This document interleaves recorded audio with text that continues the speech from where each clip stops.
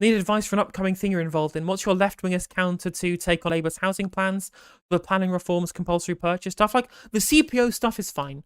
The planning reform stuff is fair enough. The issue that you have with all of these plans is they're assuming that there's going to be development happening. They assume that their reforms are going to lead to more private sector housing construction. And that's what all of their housing plans are based off of. That's it. That's all of their plans, are just deregulate the sector and fingers crossed hope developers do things. Which, first of all, you've got to understand that the two failures on the housing plan. The first of all is, of course, the fact that you can't guarantee the private sector build anything at all. Second of all is you can't actually guarantee they're going to build the right housing either, because the actual definition of affordable housing is like 80% of market value, which isn't affordable. Market value is not affordable, and 80% of it is still not affordable. That's not how affordable actually works. It should be about the local cost of living, but it's not about that. It's just about the market value, quote unquote, which isn't a real concept. So Labour can bleat on about how they're going to push for affordable housing. If they're going to redefine what affordable housing is, that's very, very hollow and empty. And the more that they specifically argue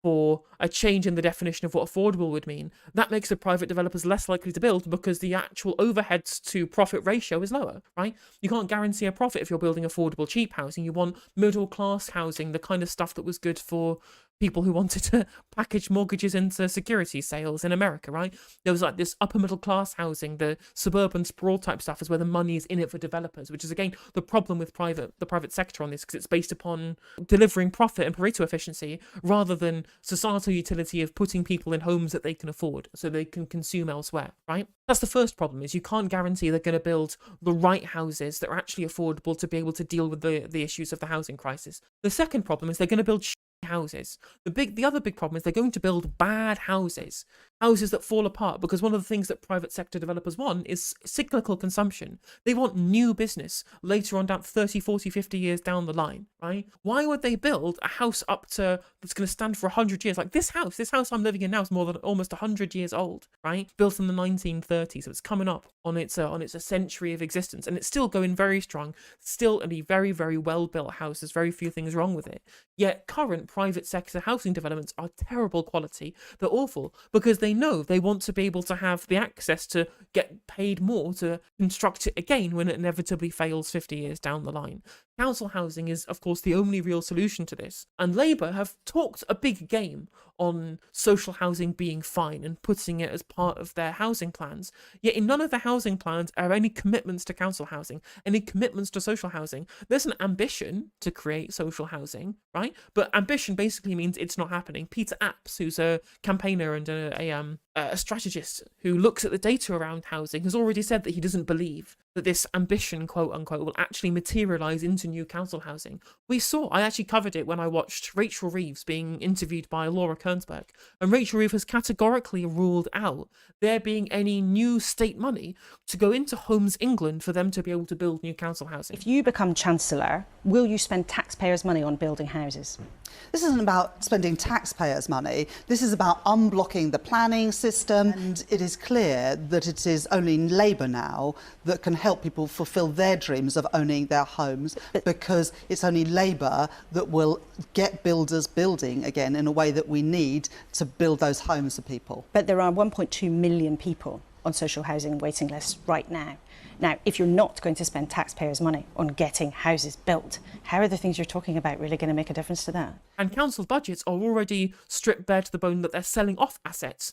If they're so poor, local authorities are, that they're selling assets to pay for day-to-day spending, they're not going to be able to invest money in council housing either. They're not going to be able to find that money to invest. So that's another big problem, is that if you want to build council housing with no state money, you're going to have more money going into councils. But that's going to come from tax rises that Labour have said they're not giving us. So that's how you know that essentially all of Labour's plan hinges on deregulating the sector and crossing your fingers, right? If you deregulate it, it will come. It's policy by field of dreams, which is what half of the Labour platform is currently. So if you really want if you really want a way of trying to explain to people why Labour's housing plans are suboptimal, really fall short of where they need to be, that's the kind of things that you really need to think of. That's the kind of platform I would say. And what I would change back to is state investment on council housing. It's the real big one. We already have Homes England. We can do it. We can just have state funding for new council council housing, we could make sure that local authorities had more money by having a wealth tax or increasing capital gains tax and using that to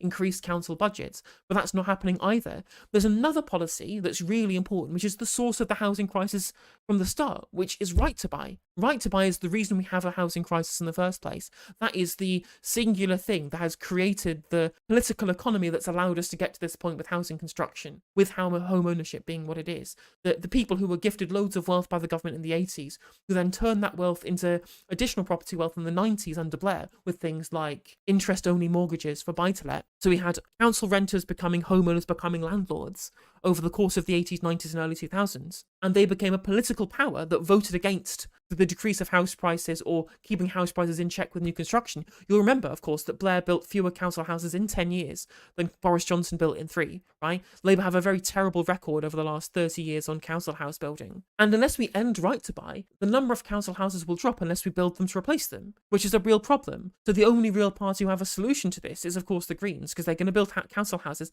and they're going to end right to buy. It's as simple as that. So if Labour really want to show they have real policy on housing, they can't just say they're going to deregulate and then cross their fingers and hope. They have to have a solid plan to be able to actually deliver it. So a policy I quite like, I know it's going to sound really cucked because I'm going to talk about another Labour Party, but it's the Australian Labour Party. They have a good plan for social housing, right? It's not a perfect plan. It's not the best idea. I think we could have other ways of doing it. I personally want to decommodify housing personally, but I know that's never going to happen. What the Australian Labour Party have at the moment is the Housing Australia Future Fund. Under pressure from the Greens, they freed up $1 billion Australian dollars for new social housing as well.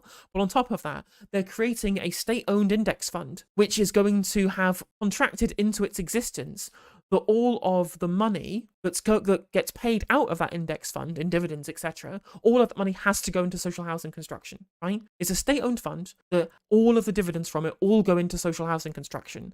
So what it means is not only does it also, but they're going to have loads of new state money for social housing now, they've also got a continual fund that's going to generate them new social housing over time. And crucially, no matter which government is in power, they can't just have the budget not have social housing in it because the Liberals are in power now. If the Liberals want to stop social housing construction, they have to abolish the Housing Australia Future Fund. And obviously that's going to be less likely now that the Liberals in Australia have to compete with a bunch of independents who have stolen their seats. So the idea of there being a Liberal majority government in the future that will have the power to take away the Housing Australia Future Fund is very, very difficult, right?